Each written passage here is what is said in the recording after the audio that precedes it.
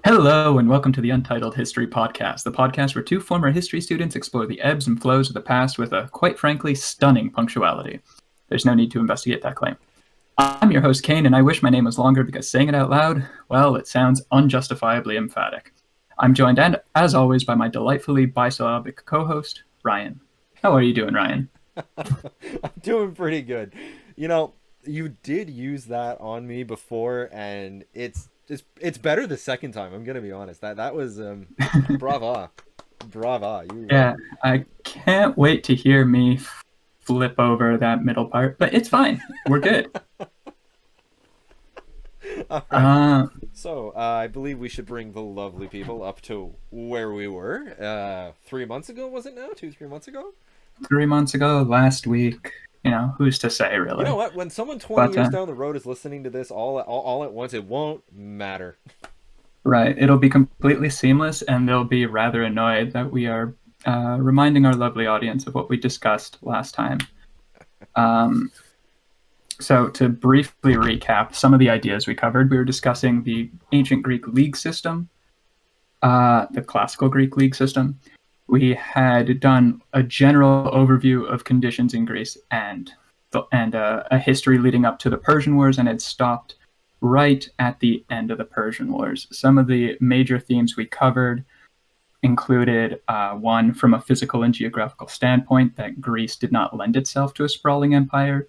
Rather, its physical dimensions encouraged an incubation of small, densely packed nodes. This process, defined by Synoikism and that general phenomenon, and also contoured by human agency and chance, became what we know as the polis or city-state system of Greece. We also discussed colonization and conquest, which meant that across the sixth, fifth, and It's okay. Keep going. we're good. We're good. Across the sixth and fifth century BCE, people who spoke a Greek dialect worshipped Greek gods, obeyed Greek traditions, and had vague, generally described as Greek dispositions, came to occupy a wide amount of territory, namely southern Italy, the Greek mainland, up and around the Ionian coast, what we know now as the coast of Turkey, and into the Black Sea, as well as a smattering of islands all throughout. One of the specific Greek traditions we dove into was the idea of the Trojan War, Homer's Iliad, which described the story of Greek polities uniting against a foreign Eastern enemy. We also discussed Sparta and how, because of a certain demographic issue, namely trying to control the helots, it had haphazardly developed a league structure that would allow it to keep an eye on its slaves while still exerting power on a more international stage. Following that, we discussed the rise of Persia and the subsequent Ionian Revolt, which forced a situation in which, for survival's sake, Sparta welcomed a variety of new states, namely Athens, into its haphazard league in order to fight the invading Persians. Yeah, well, one of This the fight, things, if you'll allow me, one of the things I don't think we really touched on last time is that I don't the polises, so Athens, Sparta, and all the ones that were involved, didn't really see this as a league just yet. They understood it as a framework for an idea or a system of collaboration, but I think calling it a league is a little bit. It's not a stretch, but it's kind of it's what's the word? Not teleological, but premature. thank you. Yeah, it is very premature. It's not wrong, but Yeah, it's very we're looking at the end and saying, yeah, that's what it is. right. But at the same time, a lot of the fundamental structures of a league, not just a series of Greek cities coming together, but like the actual idea of having neutral locations where they would all meet up, in this case, Corinthian, Yeah. the Isthmus of Corinthia, um, to discuss things, a certain amount of unanimity needing to go into discussions, and the idea of a hegemon, in this case, it was Sparta. We're all like developed in this time period. But yeah, it could be a little premature to call a formal league. Um, I totally lost what I was talking. Oh yeah, uh, this fight also concretized a fundamental Greekness There had already been a simmering idea of it, but with the invasion of the Persians, what we call Pan-Hellenism came into being in a way that framed itself as a dipole with imagined and exaggerated aspects of Persia serving as the opposing pole to the fundamental Greekness on the one side. To put it in very Uh, simple terms, it became we are Greek, they are not. yeah, Macedon notwithstanding, we're not going to get into Macedon just yet because there's something else. But it was very much the idea of the Greek versus the other, versus the barbarian. yeah, we are Greek because we are not them, and later on because we are better. However, this Pan-Hellenism, this union, this anti-Persian union, wasn't perfect, and even during the Persian Wars, a number of factions between the various members became apparent. Uh, at one point, there was the Sparta-Athens divide. That isn't so apparent in the Persian Wars. They seem to get along as long as Athens is reserved for its naval activities and Sparta is left with its mainland activities, but there are still a few scuffles. There's also the uh, fracture between Syracuse and the rest of the mainland Greek League. We'll get into that That later, though. Yeah, I actually find it really interesting how the two books line up. It's weird that Syracuse makes an appearance in Herodotus, but it kind of pays off in Thucydides, almost as though they were planning it the whole time. It's Uh, Infinity War to Endgame. right. Yeah, no, it's um, and then we also have the role of Argos versus the rest of the league, which decides not to join in. It has a good excuse, namely that Sparta had killed all of its soldiers not too long ago, but it nonetheless created um, divisions within what could have been a pan-Hellenic league. And then, of course, we get most apparent the Medes versus non-Medes state, a Medes state being a Greek city-state that decided to ally itself with Persia. Um, all of these fractures would come to the fore later in the future and would come to define the geopolitical situation of Greece. So, kind of concluding that previous episode, the league system had begun its inception following the model of the mythical Trojan League and using the scaffolding created by the loose alliance system developed by Sparta during the liberation of Ionia and the wars with Persia. It remained to be seen how much this structure would hold up without an immediate existential threat, but we'll be getting into that today. One final note, the connection to a mythical past is certainly stressed in Herodotus, and while both Ryan and I could see why it makes a certain sense and could have really resounded with Greek people at the time, it was ultimately a framing device used by Herodotus in the midst of the Peloponnesian Wars. In other words, wars where the Greeks were fighting each other rather than uniting and fighting against someone else. And it's difficult to know for sure if the Greeks of the Persian Wars actually saw themselves in such like an epic light. Well, one of the things that you have to remember too is that to these ancient Greeks, Achilles was just as real as their parents, or Yeah, the world around them. They had no distinction. Well, not that they had no distinction, but like it's very difficult to say if someone in the Middle Ages truly believed in what, you know, like I'm talking about Middle Ages in Europe, believed in their religion, believed in Christianity. We can assume that they did, but we know with the ancient Greeks through writing and practices that they truly believed that the stories about Troy and the Trojan Wars, all the writings by Homer, they truly believed it. And since it was an oral tradition, it made sense for them to believe it. It was those Greeks were just as real as the shepherd, or just as real as the market. So these gods, to them they did exist, and I think that's really important to understand why they felt it was natural for these leagues to exist. They heard the stories, you know, to pass down from Homer, and that makes sense for us to work together against this other. And then, you know, it's very easy for the other to become anything you want it to be. right.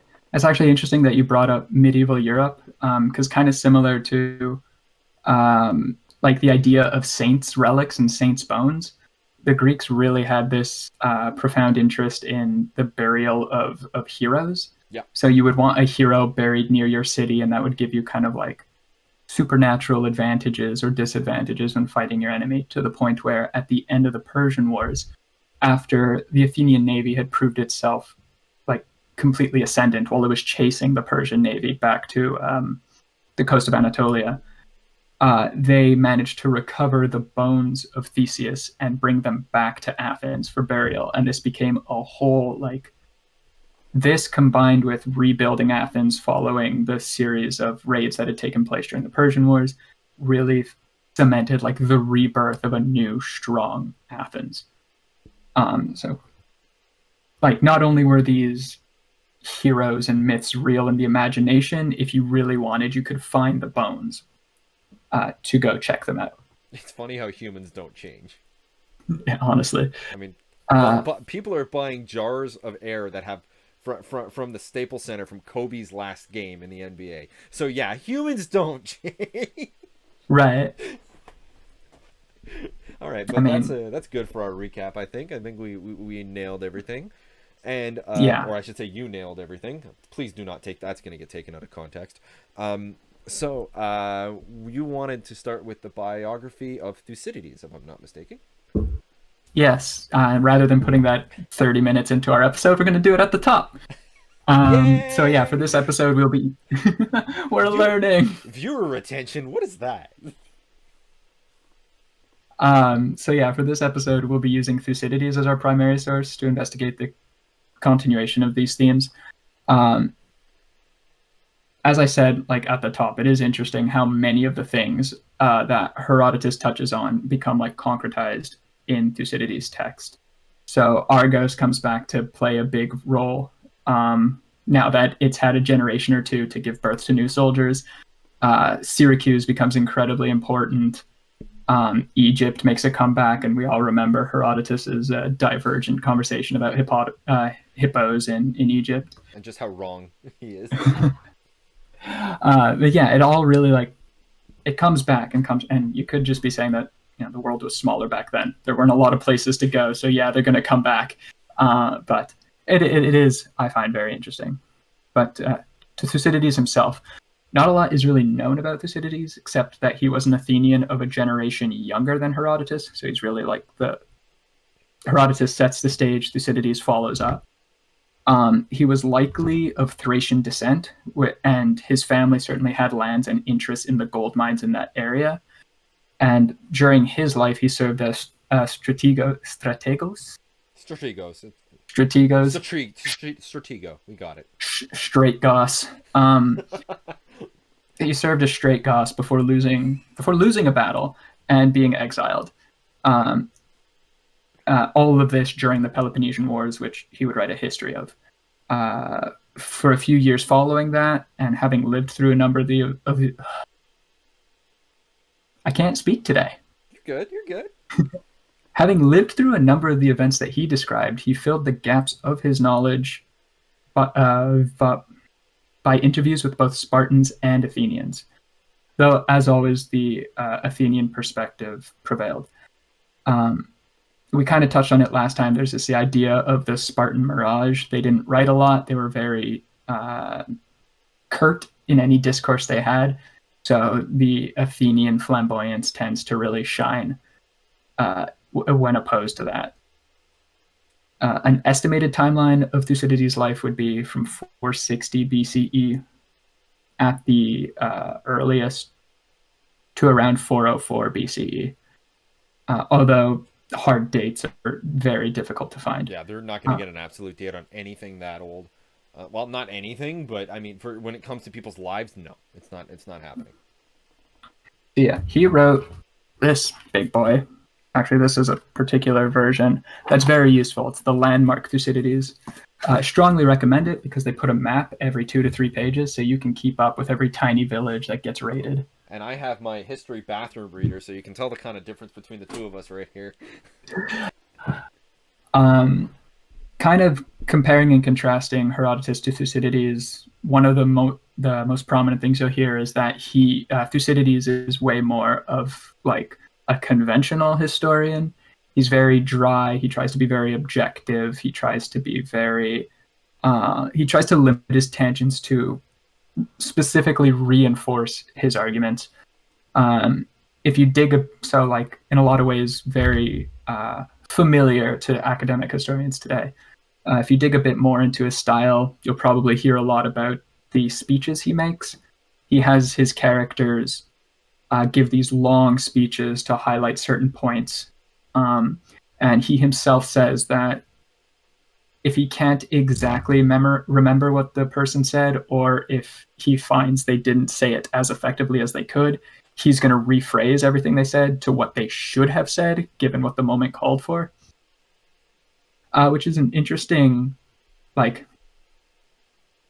it's an interesting dramatic flair to put into a historical text, and we have to definitely remember, makes it more interesting. yeah, that he was writing as an aristocrat in democratic Athens. He was writing a text, while not necessarily meant to be presented the way Herodotus's was still meant to be showcased, and so he wrote in an era in which sophists were readily prevalent, and playwrights, like Athens was well known for playwrights, so there was a certain sophistication expected of his text. So you can't really take it at face value. Thucydides expects a lot from his readers, and so you, as a reader, you know, you couldn't go on Facebook or anything back then, so you really had to dig into what the 4 books that existed at the time. And so they made sure that the books they were writing were something you could really dig into and revisit. And if Thucydides wants to be subtle, he's going to expect you to be able to read that subtlety and compare and contrast, say, 2 well-placed speeches that seem to argue with each other, and then you need to bridge them, essentially. It was much more open-ended than what we would think of today. Very much not necessarily open up for interpretation, but like as you said, more opportunity for the reader to jump in and maybe draw their own conclusions than I mean, like you said, it's the nature of the writing. He's not inventing it, but okay, yeah, he's inventing a little bit of it, but it's not like today where we have video or even recording of speeches and documents where we can actually, okay, what is this person saying? What is this person not saying? And Mm-hmm. it's very different. It's an interesting thing to try and parse together. Yeah. We nowadays try and be very frank, especially with our academic texts and historical texts. We don't want there to be any misunderstandings. No. Thucydides very much wants to be interpreted. He wants his fellow aristocratic friends to go, yes, delightful. What a charming bit. What delicious subtlety, irony, and the like. Oh, God. So, yeah, having finished that biography of Thucydides, we hope we can understand the true context from which this text is coming from. All right. Now, I'm sorry. I'm going to be laughing a little bit here because you got me good. So one of the things that that we also, because there's a few other things we need to highlight as before we really jump in, and I realize we're already at 20 minutes and we are still setting the framework, and I apologize for this. But one of the big things to understand is warfare, and especially seasonal warfare, and why that's so important is because a lot of the times when we think of wars today, we put them in the context of now, where you have like years long deployments in some in one country, and things never change. Not that things never change, but it's like a war of movement. Or even if you think of World War I, it was, you know, a stagnation in the same spot for years. That's not what this was at all. It was you harvest your crops in the fall, you replant your crops, and then you wait through the winter, and then you go, then the campaigning season comes along, and it's like everyone's favorite sport. You all muster in the market, and the good ones are chosen, and you get to go off and you get to fight your campaign. And how this would work is the battlefronts or battle locations would be pre-chosen. And I know that might sound weird. It is. It is. It's not something we see for very long. And one of the things is that these locations they were the same locations for generations. So, for example, if Corinth and Sparta, not to that went to war often, but let's say they were going to war, they anytime they would, they basically had a selection of 3 spots to choose from, and it these locations were well known and understood. So again, warfare wasn't it was endemic, but it was very different, and there was a lot of pomp and circumstance around it. Like the famous Spartan saying that a mother would tell their son before going off to war when she handed him a shield was with it or on it. In other words, you come back with your shield or you're gonna die, either by getting killed or we're going to kill you if you come back without your shield. So Right. don't want to get into that whole detail, but yeah. So there's a There's lot a of long history of it. oh yeah, but there's a lot of rituals and deeply held beliefs that go into this. For example, there are cases where one side of a Greek army would absolutely decimate the other side, and then the other side would get the winning side would just get drunk and go back home, and the losing side would be like, well, they left, so guess we won. And they would erect I can't Mhm. remember the name of it offhand, and that's not good. I should have written it down. But they would erect a statue that basically says, "Hey, we won here," and that would be It's the ancestor of the word trophy. So in a yeah. lot of English translations, they just say trophy. Okay, so they would erect a trophy. Thank you, by the way. They would erect a Mhm. trophy, and there you go. So there's a lot of issues that come into when we're talking about this type of warfare that it's not you can't think of it like a World War II battle. It is not anything like that. It is very very different. And another thing, like I said, what I led into this all with was seasonal warfare. You generally in a siege, you generally did not fight a battle. You that is not something they did. Siege engines, they did exist, but your siege engine at most was a ladder. It wasn't. It was a ladder or an earthwork ramp. It was not anything. There were battering rams. Again, they did exist, but you wouldn't use them. Basically, what would happen if you were sieging a polis in the summer, your job was to absolutely destroy their crops and do enough damage to their walls that they wouldn't have enough time to fix them and replant by the time harvest was ready, so that when you came back the next summer they would be weaker. That was the idea. So you just because you went off on campaign didn't always mean you were going to be fighting a battle. And that's one of the reasons that the Spartans declared war on the Helots all the time. It wasn't just so that they would have an excuse to kill them.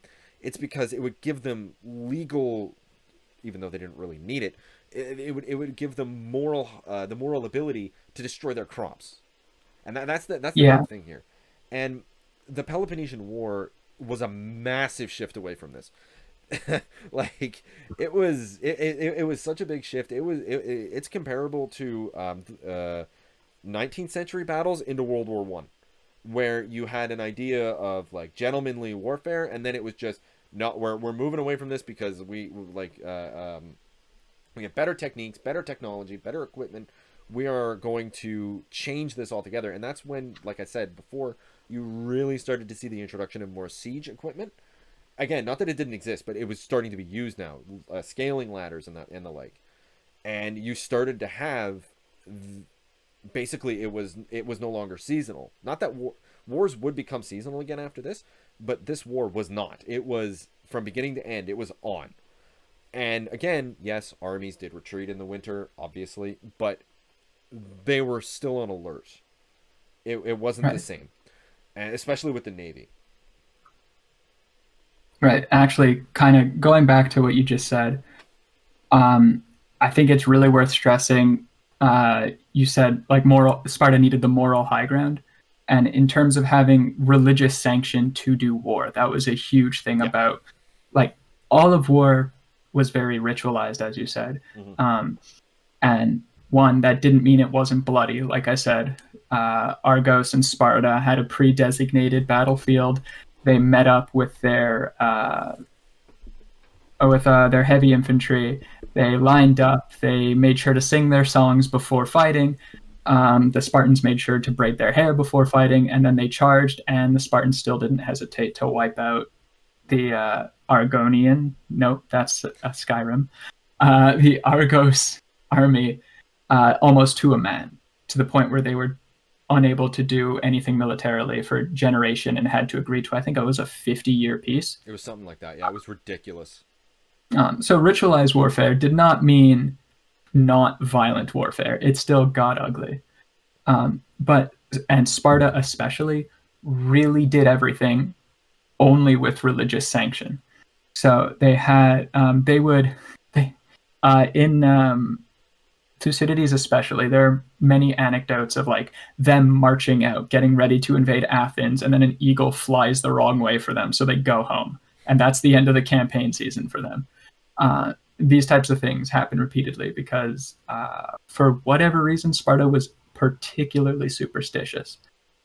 And as you said, siege warfare was like incredibly expensive, first of all, um, and just was not done to the point where Athens built this like unbelievably exaggerated wall that stretched from like it stretched around Athens and then all went all the way down to the coast, went around Piraeus and went all the way back. It Like this was thing extended. unnecessary. It was hugely long. Like no city of that size could maintain a wall, but they didn't have to worry about trebuchets and things like that. So Thucydides puts it explicitly in the text that they just had old people walking on the wall. If someone comes nearby, they let everyone know, kick the first few ladders down, and then they can get the proper army to head off the siege. But you really didn't need much more than that. And with this wall and with the elder population guarding the wall, they were given all the resources they need to have their navy and their various armies going about. So pretty much putting up a wall around your city guaranteed you um, safety until the Peloponnesian War began, at which point it became necessary to develop strategies of getting through walls. Now, on the counterpoint of walls, there was, of course, Athens and their navy. They also tended to be rather seasonal with it. For one thing, the storms got pretty bad during, I think it was autumn especially. Yeah, So you didn't yeah. want to, yeah, you didn't want to be out rowing during autumn or winter. It was just bad weather. You were going to lose your incredibly expensive fleet. Now, what Athens did, its like great innovation, was that it offered to pay its citizens a single drachma a day in order to serve as rowers. This provided tons of money and military experience and jobs to the lower class of citizens, but also guaranteed a ready and willing and like dedicated population of rowers. So this kind of wed military ambitions with Athens' democracy.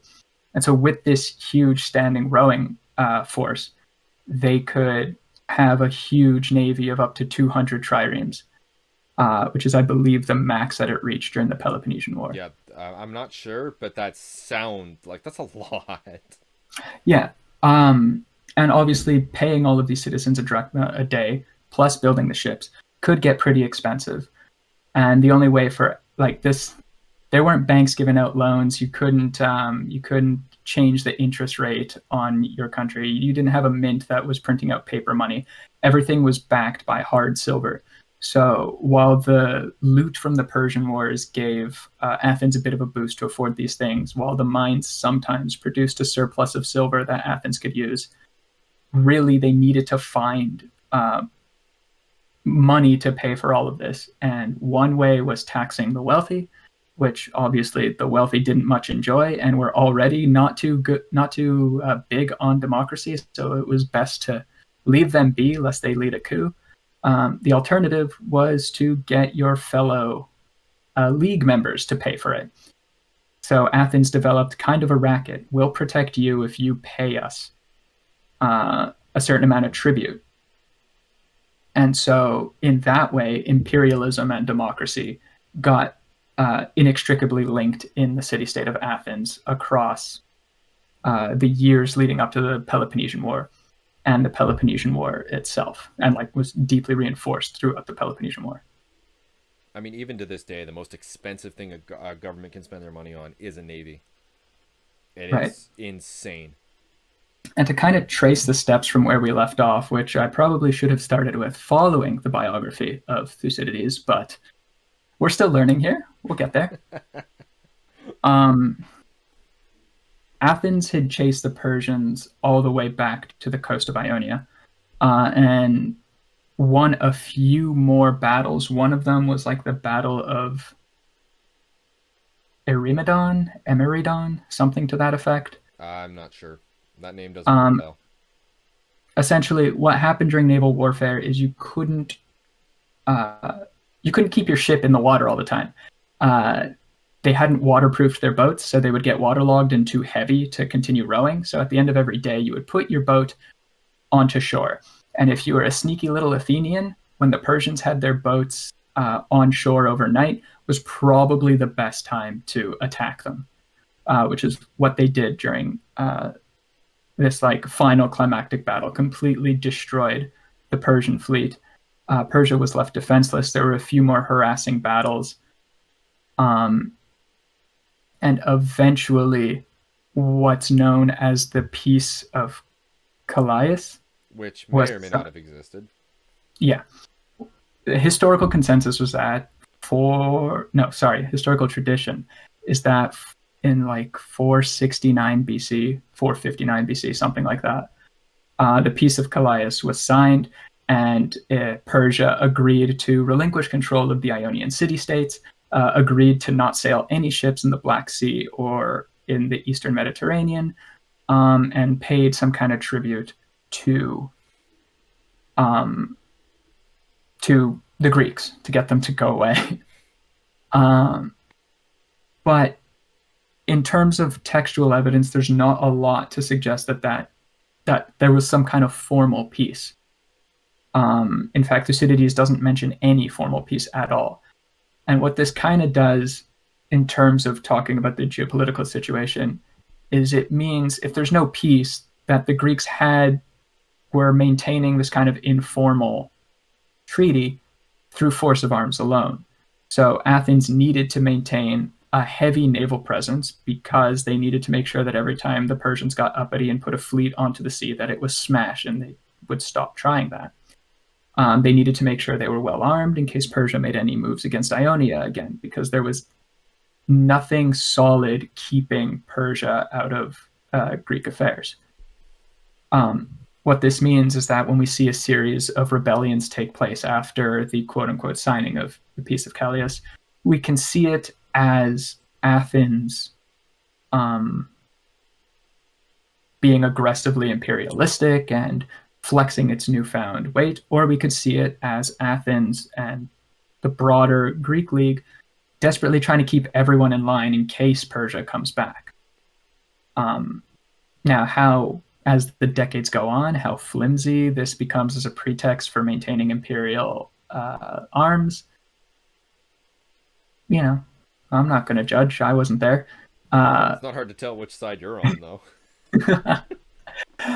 But yeah, so the ambiguities of the Peace of Calais kind of make Athenian imperialism, if not justified, at least more understandable, because I don't even think the Athenians really believed they were justified. They just realized how far they'd gone and that they couldn't go back, because if they'd stopped the empire, they would have so many enemies on their back. Well, that's like I was saying before. We know that they believed in their ancient traditions as fact, but it's really hard to tell what they believed they were doing was either just, or if exactly like you said, they just gone so far. How can we go back now? We don't know that. I mean, I truly believe that there are some people in the Athenian, because remember, it was a democracy of sorts, that truly believed, yes, we're doing this for truly they wouldn't have they wouldn't have had this concept at the time, but utilitarian reasons, we're doing the right thing. But I mean, there must have been a healthy split of people that would be like, we're this far in the soup. Like, Right. we can't go back. And so following following the Peace of Calais, there was a 50-year period in which the Athenian Empire, as it came to be known, really kind of concretized itself. It started with the splitting away from Sparta. So Sparta was in charge of the Peloponnesian League, and at that time, this was known as more like a general Hellenistic league. Everyone was involved, but uh, Sparta being more conservative, being less aggressive in pushing out the Persians, was happy having pushed them away to go home. Athens wanted to pursue something more aggressive. A lot of the island states and Ionian states kind of agreed, which makes sense. They were way closer to Persia. They wanted to make sure this thing was set in stone. So the league eventually split into the Peloponnesian League, and led by the Spartans, and the Delian League, led by the Athenians. The reason it was called the Delian League was because the treasury was put on the island of Delos. Yeah, Delos. Um, Greek and names so, yeah, are weird. I guess they invented the letters, so they get to decide. But Yeah, well, not a they big get fan of the pronunciation. they get a pass. Um, and yeah, over the next 50 years, Athens cemented its control over the Delian League, becoming more unanimous in its decrees. Uh, at the onset, you had the choice as a Delian member to either provide your own ships or to provide tribute. But as years would go on, Athens would um, more and more demand that its members not provide troops and instead just give them silver and let them do all the work. This had the twofold benefit of paying their rowers, their citizen rowers, and also making sure that the various members of their new empire were defenseless in the face of them.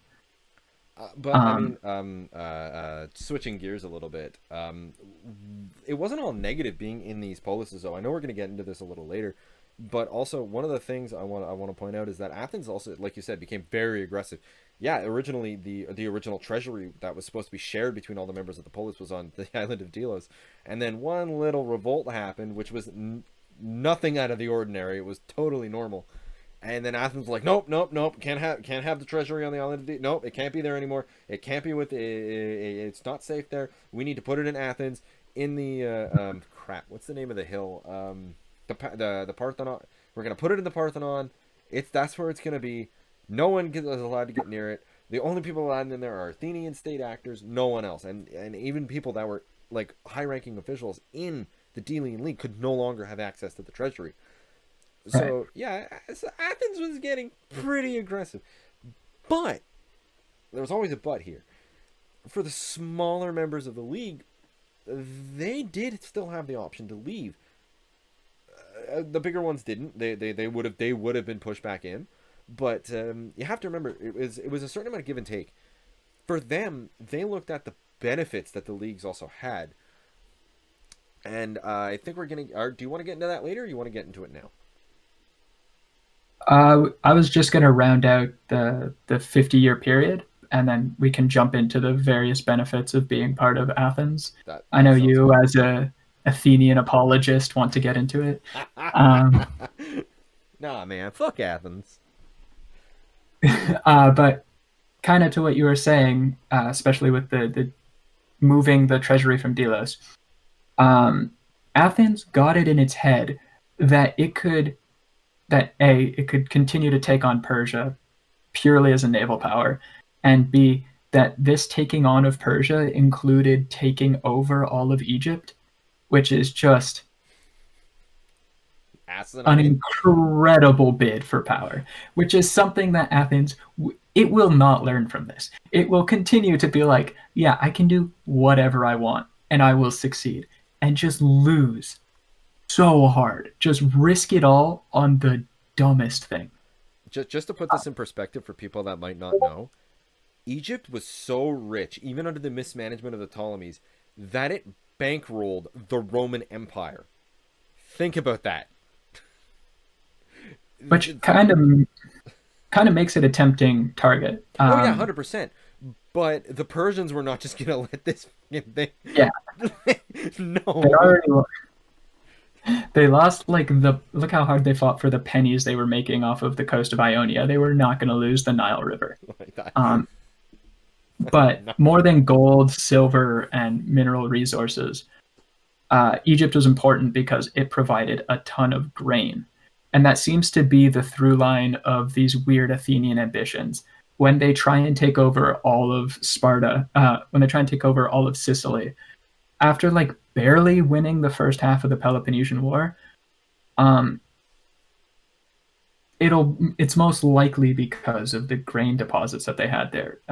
Sicily, if you look at all the granaries of the Roman Empire, to go back to your illusion, um, to go back to your example rather, Illusion. yeah, the three places that Rome like went for grain, um, Egypt, Sicily, the Black Sea, are all places that Athens had ambitions for, and the only place that Athens succeeded in actually getting a pretty good hold on was around the Black Sea. The issue with the Black Sea is that it has a very narrow strait, where the future city of Constantinople would be strategically located. That was a little too close to Persia. If Persia wanted, they could very easily close the Dardanelles and Athens' grain supply would be locked up. So it seems as though they were looking for alternatives. And they decided during this time period that the alternative they had the biggest chance of getting was freaking Egypt. So they made a go of it. They sent like their best and brightest 100 triremes and lost it all. They lost a naval battle because they think they sailed up the Nile itself, and without a whole lot of maneuverability, were promptly trounced. Unfortunately, they sent reinforcements before hearing that their entire navy had been sunk, so they lost those as well and found themselves incredibly vulnerable, and decided that keeping their treasury on an undefended island in the middle of the Aegean was probably not the best thing to do. I can't say I disagree with them, but also I don't think I would have agreed to sail on all of Egypt. So again, I wasn't there. I don't know. So they moved their treasury, and with the treasury located in the Acropolis in the Parthenon, um, they could they had direct access to all their tribute and were less than honest with their access to it. Officially, it was supposed to be for arming and defending the Delian League, but I mean, Athens wanted a few new statues here and there. Their temples were looking a little shoddy, and it provided good, strong jobs. So the gold started getting spent more widely around for general Athenian improvement. And at this point, with its long walls defending it, it began to think that it could take on the world and began to act like it too. And it became readily apparent after the loss of the fleets in Egypt and then a few raids by Sparta that this was not going to work out. Some historians describe this general kerfuffle as the first Peloponnesian War. I wouldn't say I agree with that. I mean, Thucydides didn't describe it that way. He gave it its own nomenclature. And I'm going to side with him. He was there. But yeah, a 30 years peace does get signed with Sparta and the Peloponnesian Leagues, and everyone just kind of decides to calm down for a little bit. Athens rebuilds its fleet, and really takes the time to aggrandize its power. It should be noted that while it's difficult to know what the populations of Athens was in this time period, it's fairly obvious that it was a magnitude larger than any other single Greek city-state. We're dealing with cities in the tens of thousands. Some people say that the entirety of Attica, which is the spit of land where Athens is located, could have had upwards to 300 or 450,000 people. And a lot of these people were urbanized. With grain coming in from the Black Sea, they had really... they found the special sauce that made it work. Yeah, they had a lot of food, so they could feed a huge population, kind of similar to what Rome did. And they could specialize their economy. their local farmers did not need to grow bread, barley, the basics. They could now do cash crops. They could do olive oil, wine, these sorts of things, which allowed uh, Athenian commerce to flourish, which I think leads into your point about the benefits of being in the empire. Benefits, yeah, big air quotes on that one. Well, one of the things that's important to understand about these leagues is that they were actually really natural. As we can see, it was it was common defense. They didn't start that way. We're not going to get into that, but they more or less started as religious, and then they evolved into military, and then they evolved even further after that. And the further expanse was that they shared a common market because they shared a common military. So what that means is that if you were a small little city state that because and a lot of these city states were very very protective of their markets, understandably so. They didn't really have an idea of global economics, how that could be beneficial. Well, now this small little city state that might have been struggling to get by has access to that cash crop market of Athens, and now they can get in on that trade. So yeah, you were being muscled, but there were benefits here, and I'm not an Athenian apologist, thank you very much. I don't think it's a good thing. But there were benefits to the smaller cities. They not only did they not have to worry about defending themselves, although not the, if you were part of the Spartans League, they were not going to help you if you were attacked. The only way they were helping you is if you were right on their border and you said, look, if you don't help us, we're marching on you. Then they might be inclined to say, fine, we'll give you a hand. But other than that, And only if the eagle was flying in the right direction and it was like the third Tuesday of the second month, and both Delphi and that other weird oracle they had both said it was okay and it wasn't raining, uh, uh, maybe then. no thunder. But I know we've been jumping around a lot, but for the sake of understanding, the establishment of different leagues varied greatly between different regions. Some were set up very early, like the Thessalian League and the Phoenician League. They were established in the 5th century BC. That's before I believe, yeah, it is before the Peloponnesian War. So yeah, things like Mm-hmm. they were natural. Where some were created by the vacuum, some were created in the vacuum after the decline of Athens. Athens and Sparta, I should say. After the Peloponnesian War.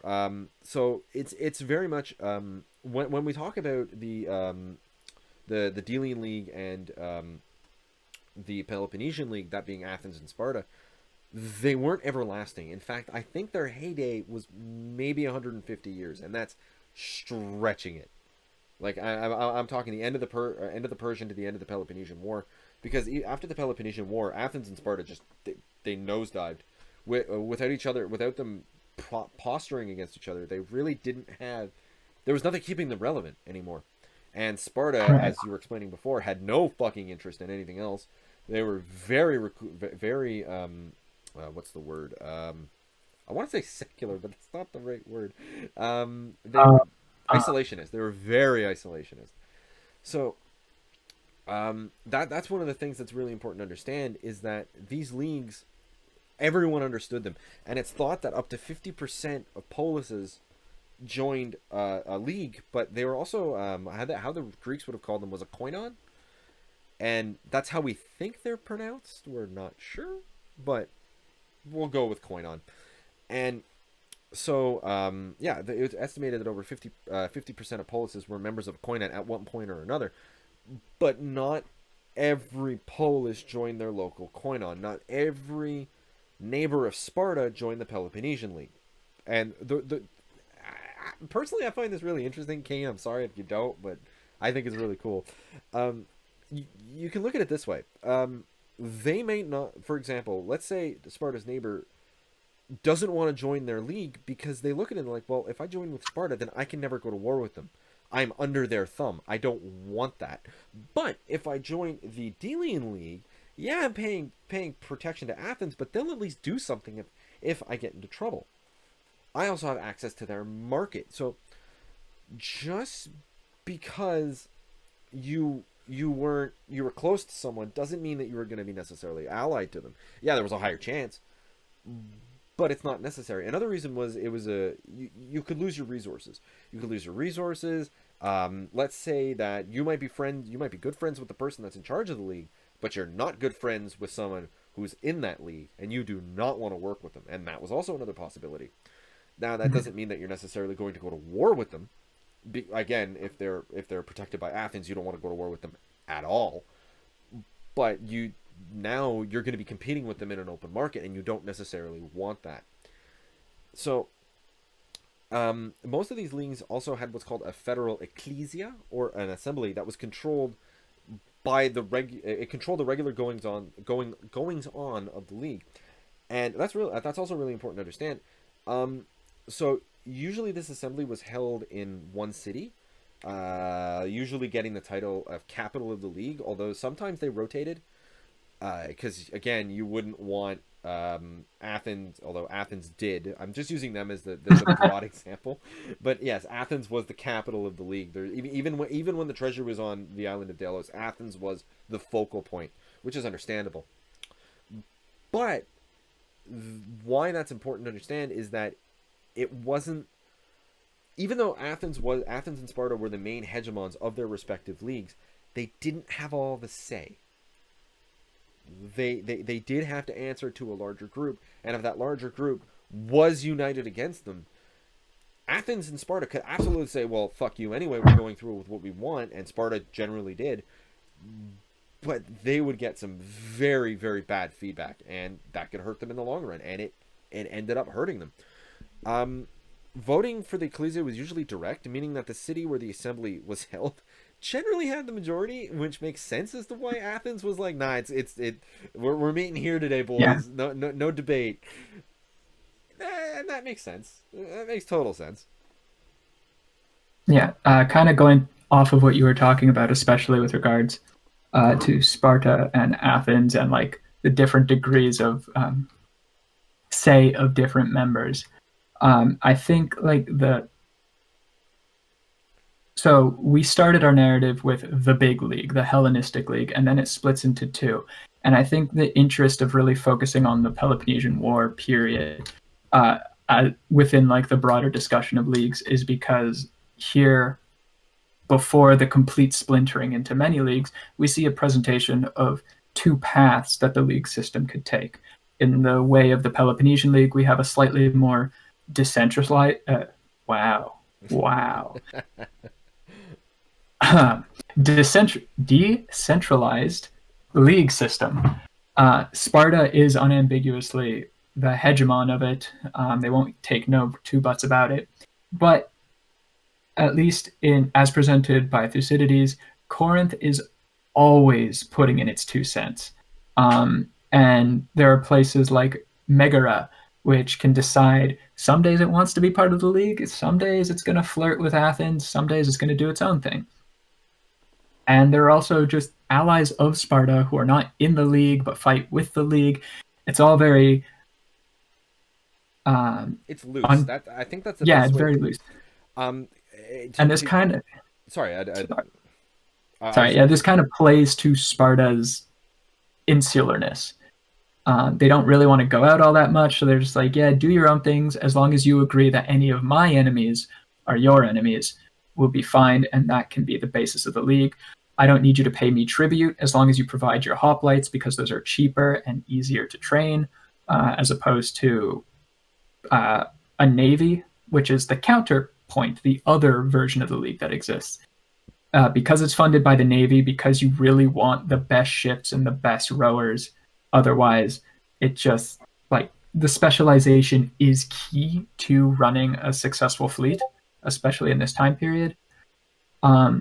You really want a centralized league, something that borders more and more on an empire, which is what it ends up becoming.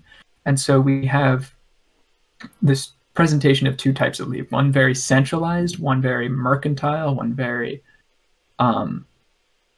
aggressive and adventurous. The Delian League was so centralized, they had their own coinage. Yeah, they had their own coinage. All any feuds you had to be dealt with in the Athenian court, which kind of leading to the marriage of democracy and imperialism. The Athenian court meant an Athenian jury. Athenian jurists were paid, and there were literally tens of thousands of them. So it was a good day for democracy when anyone in the Delian League had a scuffle. They were bankrolling that shit. Um, and so yeah, we have our two visions, and they come into conflict, and one ultimately triumphs, not necessarily because it was better, because what if I'm going to be honest, mostly because Athens was dumber. Um, there's so much going for Athens in this, I and mean, you're they not just wrong. like there's so much going, but there's not enough going for them to take Egypt, and there's not enough going for them after having survived a plague and a 10-year war with Sparta to take Sicily. It's like if they would just calm down a little bit, they had this. But I I mean, digress. no, no, it's fine. But one of the things that you really got into it there that's really important is how these leagues were structured. And even though they were very different, they all had at least a similar makeup, and that goes back to what I was saying about them being kind of a natural progression. Like we know the ecclesia, like I said before, it was the assembly. They also had a boule. It's spelled boule, but it's like bouli. It was responsible for the daily affairs. It was made up of archons and strategoi, like you were saying before. The Mhm. leagues, as you mentioned, they had their own federal court systems. Again, not all of them. This is more of a broad strokes type of thing, but it was to further help the division with the division and management of the koinon politics.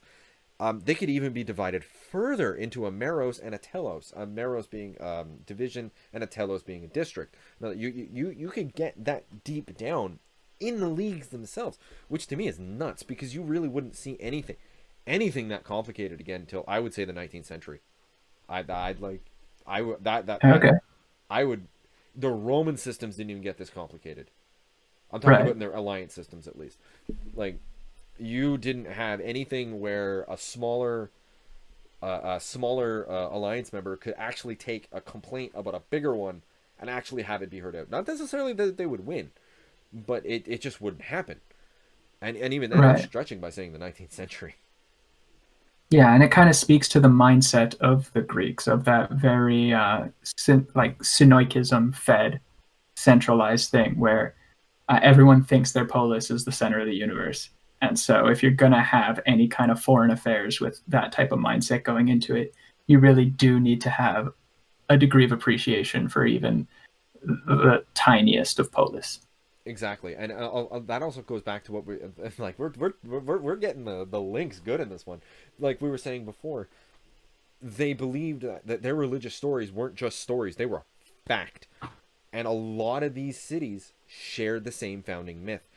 So that meant that if you turned your back on your small neighbor polis, well, then you were turning your back on your ancestors, and that was not acceptable. And like going back to the Meros and the Telos, the Meros was responsible for taxation, the shared economy, and recruitment for the federal army. That's something we really haven't touched on yet. It's not super important, but they did have at least the Athenians did. They did have a federal army, but you're right. It took a complete backseat to the navy. It was not, but that's the reason they had a quote federal a centralized military because they could do it. And Mm-hmm. the Talos was responsible for the Boule and the Ecclesia. In other words, you had that's how that distinction worked. Um, all this meant that the polis were starting to loosen laws forbidding foreigners from owning land and participating heavily in local economies. So, like I said before, you can have a merchant from Corinth in Athens trading. Again, not that Corinth was ever part of the Delian League, but you can have that, and now you can have a rich landowner from Olympia buying land in Athens and participating in the politics in Athens, which never would have happened before. That was completely foreign up to that point. So it's a really interesting crossroads where we've been describing where the Greeks as the Greeks and then everything else as the other, but the Greeks themselves saw each other as the other to a certain extent, and Right. that's really, to me at least, that's really interesting how you can warp this idea of what the other is to just whatever fits your needs of the day. Yeah. And like as we go into the Peloponnesian War, it seems to be that the Persia Greek dipole we started with then becomes the Sparta Athens dipole, and all these traits we talk about, the lethargic Greeks, the martial Greeks, the insular Greeks, the religious Greeks, become counter replace every time I said Greek with Sparta in that, becomes counterposed with the energetic Athenians, the cosmopolitan, mercantile Athenians, the artistic and vibrant Athenians, the go-getter Athenians. Clearly, you can tell who wrote all the sources because of how well Athens comes out of all this. Um, Even though they're the winners. yeah, Sparta wins, but we still all love Athens. Um, but yeah, so the Peloponnesian Wars really see a new dipole being cast to the point where both sides have no problem going to Persia for help. The enemy, or at least the previous mentioned enemy. Um, and yeah, we see this like incredibly complex system of alliances getting developed. Uh, this is really the Greek city-state system. Once Greece realizes its potential as having a global presence, for lack of a better word, a Mediterranean presence, trying to find a way to exercise its power on that stage, which can't really be done with a city-state system. You need to develop a league of some sort in order to have the power to project, essentially. There needs to be some semblance of centralization, otherwise it won't work at all. Because you'll Mm-hmm. be talking and no one will be forced to listen to you. And I think we've really covered the dealing league really well, but I think it's also good that we to finish up with the Peloponnesian League, just going over a few bits because like you were just saying, all the sources are written by Athenians, so God fucking Right. forbid we figure out anything about the Spartans, and that makes it kind of difficult because we have to piecemeal out what the Spartans were in this context, but we think we did a pretty good job. So Sparta initially just conquered everything, and this is not again conquering in the modern sense. They would walk in, wipe out a city, and go home. Not a good system. As you do. Hi, how you doing? So but when they defeated Corinth and Tegea, Sparta switched from conquest to alliances because they realized that buffer states were a hell of a lot more useful than just creating enemies everywhere you went. So these alliances were considered perpetual, and they didn't actually have to help each other. It was basically, as you said before, oh, my enemies are your enemies. Go do whatever the hell you want. In other words, when I go to war, you go to war. But if you go to war, I don't fucking care, as long as you're not going to war Mm-hmm. against me. So and this was very different, like you said, from the Athenian one, where it was very decentralized except for one thing, and that was its military side. The military side was very centralized to the point where they actually had a command structure, and obviously Sparta was at the top. And then, so Sparta was at the top, with a council around them formed by their allies. They could pass resolutions, and they were voted on by the members, but the decisions were forwarded to the polises for the polises to either vote on or just agree to, depending on what their if they had a democracy or if they had Spartan appointed kings, which did more often than not. So to vote on them. But when it came to military affairs, the other polises were given a place to speak up through Sparta, that like speak up to Sparta, but again, Sparta pretty much had the final say. Their word was law. If they disagreed with you or they thought you were talking out of turn or whatever, they would give you the smackdown. It Right. didn't matter. I mean, and I believe you had one fantastic anecdote about one city that stood up against them and then instantly regretted it.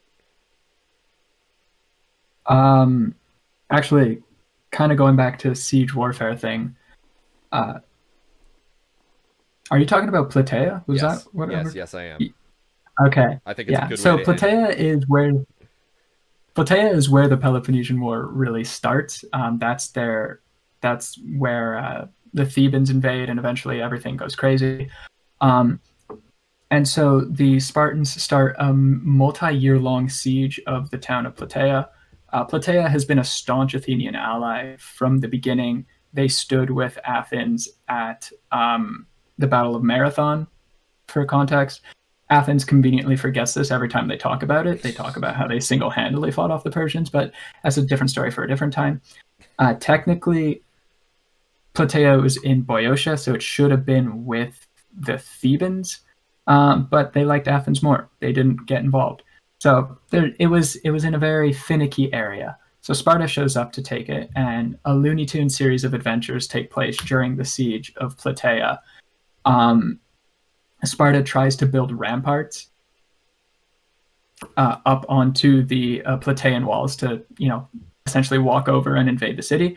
So Plataea begins building its walls up higher and higher so that the Spartans have to keep building up to get to the top. Eventually, Plataea realizes it's going to run out of materials to do this, so they come up with a better idea. They dig under their wall to the rampart that's being built with Sparta, and as Sparta adds soil onto the top, the Plataeans take it out from underneath. These types of shenanigans continue just continuously until eventually Sparta exhausts them and takes over the city, at which point the entire city is asked a question what did they do for Sparta? And it turns out that Plataea didn't do anything. They may have stood against the Persians at Marathon, while the Thebans didn't. But in terms of what did you do for Sparta, it was nothing. So the entire population was put to the sword, which is not quite the Looney Tunes ending you'd hope for. Usually Bugs Bunny gets away, but or makes a fool of Yosemite Sam. Yeah, so it goes. This time, Yosemite Sam, well, he got killed his Bugs route. Bunny and put his wife to slavery. Perfect way. Perfect end to a perfect night. Um, while we did kind of flirt around the Peloponnesian War, we didn't really go into it. Essentially, it was a devastating war. Lots of blood, treasure, tears was spilt in it. It kind of it took what 30 years, 27 years. Yeah. It went from 431 to 404 BCE. And really, the reason it took so long was because Athens dominated at sea while Sparta dominated on land. But Spartan domination doesn't really matter when you're hiding behind walls, and we still haven't quite figured out siege warfare. So it would just be tit for tat battles.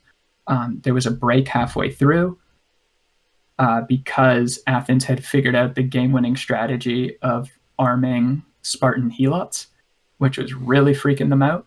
And then it captured an entire army of Spartans and held them prisoner until Sparta cried uncle. Sparta promptly cried uncle. They got their prisoners back. There was a temporary peace. Athens got it in its head that it could take on Sicily. Spoiler alert, it could not. It lost most of a fleet and an entire army. Syracuse is friggin' dangerous, man. Actually, to bring up the game-winning innovation that Syracuse came up with in order to defeat the invincible Athenian fleet, they just made thicker oars. That way, when Athenian ships came alongside the Syracusan triremes, the Syracusans could just wipe out all of their oars, and then the ships would be sitting ducks to be promptly boarded by Marines and sunk. So that's all it took. Eventually, the war continues for I think like a decade more following that. It really wasn't much fighting after that, though. Yeah. The climax had been had. It's still Sparta can't quite get a stranglehold on Athens until it builds its own fleet with funding from Persia, and starves the city out. Essentially, that's what it takes to defeat Athens. It is worth noting. Well, I was just going to say, there's no big ending, there's no big explosion, no climactic battle. That's what I mean. the big moment had happened. It was now it was just wait. Mhm. And it's an exhausting drag out fight all through it. Sparta gets one army taken and surrenders, at least temporarily. Whereas on the Athenian side, in like the first 2 years of the Peloponnesian War, they get it into their head that we're going to take all Athenians and hide them in the city walls. They do that. So this means that somewhere to the degree of 350,000 people are in the Athenian long walls. And obviously, this incredibly crowded environment leads to the spread of disease. A horrific disease breaks out. Now, this is a 27-year-long war, and this disease breaks out in like the third year of the war. 1/3 of the Athenian population dies in this epidemic. And Sparta keeps kicking for another 20 years. Goes on to lose another army and like 3 more fleets across this battle. Say what you will, Athens knows how to take a hit. Like, I mean, it's not quite on the scale of Rome, but some of the soldiers that were fighting at the end of that war weren't even born when it started. yeah. So we get to the end of the war. It's decided that a centralized Greek system isn't going to work. Ultimately, looking into it, who benefited from this war? It was Persia. Persia is the secret winner of today's episode. They get all of the Ionian city-states back for helping to fund the Spartans. They get rid of the incredibly annoying Athenians who have too much ambition for their own good, and they get as like the primary hegemon of the Greeks, the most lethargic and uninspired of the armies, the one who just wants to keep an eye on its helots. So ultimately, they come out looking pretty good. But the fall of the Peloponnesian and the fall of the Delian League, to the point Athens' empire is completely dismantled. Corinth is egging Sparta on to like tear down their walls and destroy the city completely, like wipe it out from existence. Sparta, for some reason, relents and doesn't do that. We know the reason. It's because, well, I mean, the Athenian sources say, but is it really it? Sparta claimed that Athens had done great things for Greek society and the world as a whole, as they understood it, and they could not justify raising the city just because they lost the war. Mm-hmm. I mean, that seems it didn't work for Plataea, but sure. No, it doesn't sound like it comes out of the mouth of a Spartan. But you know what? I'm willing to take it at face value. They probably saw more value in installing puppet kings, the 30 Mm-hmm. tyrants, I believe it was. Yes. They saw more value in installing tyrants that were loyal to Sparta than they did in just destroying it, and that makes total sense. In the grand scheme of things, it does make sense. I suppose. But essentially, at this point, Greece had so exhausted itself that even the ascendant Peloponnesian League was like a shadow of its former self. And this vacuum, the absence of the Delians and the reduction of the Peloponnesians, led to, like, I don't know, the golden autumn of the league system, which we'll be touching on our next episode, in which not one, not two, but many leagues come to the fore and alternate with each other in rapid succession for hegemonic control of the Greek world. And we'll answer the question: is it Corinth's time to shine? Yeah, can Corinth stop being the annoying lackey of Sparta and actually take over for once? But until then, where can the lovely people find us, Ryan? All right, so we can be reached at we can be reached on Twitter at enriching B, perfect name, and you can follow us on our extremely active, like the most active Instagram you will ever see, at Enriching Your Brain.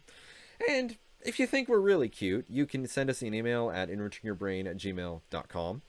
In fact, if you act fast enough, you'll be the first ever listener to send us an email. We'll more than likely answer. Well, This has been the Untitled History No Podcast. promise. So, yeah, this has been the Entitled History Podcast. I'm Ryan. He's Kane. Until next time.